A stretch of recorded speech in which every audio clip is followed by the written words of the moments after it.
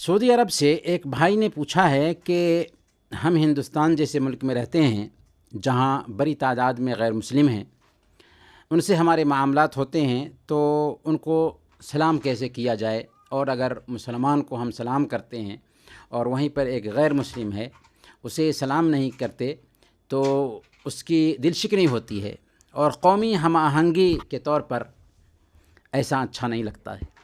اس سلسلے میں ہماری رہنمائی کرے کہ کیا کرنا چاہیے۔ سب سے پہلے ہم یہ عرض کریں گے کہ السلام علیکم ورحمۃ اللہ وبرکاتہ یہ مسلمانوں کا آپسی تحیہ ہے، جس کا تبادلہ ایک دوسرے سے ایک مسلمان کرتے ہیں۔ اس میں 3 پیغام ہوتا ہے۔ پہلا یہ کہ آپ سلامت رہیں، یعنی آپ سے ہر طرح کی برائی، پریشانی اور مصیبت دور ہو جائے۔ دوسرا یہ کہ آپ کو اللہ کی رحمت حاصل ہو، ہر خیر، ہر بھلائی، ہر نعمت سے آپ مالا مال ہوں۔ اور تیسرا پیغام یہ کہ آپ کو خیر، نعمتیں اور بھلائیاں ملیں اور ان میں برکت ہی برکت پیدا ہو، وہ تادیر رہیں۔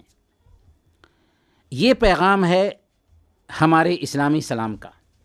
اب رہی یہ بات کہ کیا آپ جب غیر مسلموں سے ملتے ہیں، وہ آپ کے بڑے ہیں یا آپ کے باس ہیں، تو کیا ان کو السلام علیکم ورحمۃ اللہ وبرکاتہ کہہ سکتے ہیں؟ تو نہیں کہہ سکتے، اس لیے کہ یہ مسلمانوں کا آپسی تحیہ ہے، اور ہر قوم کی خاص اپنی اپنی پہچان ہوتی ہے۔ ہاں، سلام اور تحیہ پیش کر سکتے ہیں ان کلمات کے ذریعہ جو عام لوگوں میں، دنیا کے لوگوں میں رائج ہیں، اور ایسے کلمات جن میں شرک کی آمیزش بھی نہ پائی جاتی ہو، جیسے آداب کہہ سکتے ہیں، گڈ مارننگ، گڈ ایوننگ، یا اس جیسے جو کلمات رائج ہیں وہ کہہ سکتے ہیں۔ ہاں، جیسا کہ آپ نے کہا کہ مسلمان کو سلام کریں گے اور غیر مسلم کو سلام نہیں کریں تو خراب لگے گا۔ اگر ایسی جگہ پر جہاں مسلمان بھی ہیں، غیر مسلم بھی ہیں، غیر مسلم بہت ہیں، مسلمان ایک بھی ہے، تو آپ السلام علیکم ورحمۃ اللہ وبرکاتہ کہہ سکتے ہیں۔ غیر مسلم بھی نہیں چاہتے ہیں کہ آپ ان کو السلام علیکم ورحمۃ اللہ وبرکاتہ ہی کہیں۔ آپ سلام کے لیے آداب کہہ سکتے ہیں، گڈ مارننگ کہہ سکتے ہیں، اس طرح کے جو کلمات استعمال ہوتے ہیں آپ کے ہاں اسے استعمال کر سکتے ہیں۔ البتہ جیسا کہ ہم نے کہا کہ ایسے کلمات کا استعمال نہیں کر سکتے جس میں شرک کی آمیزش پائی جاتی ہو، جیسے نمسکار ہے، نمسکار نہیں کہہ سکتے۔ رہی یہ بات کہ اگر غیر مسلم وہ آپ کو سلام کرتے ہیں تو ہماری شریعت نے وہاں پر بھی ہماری رہنمائی کر دی ہے۔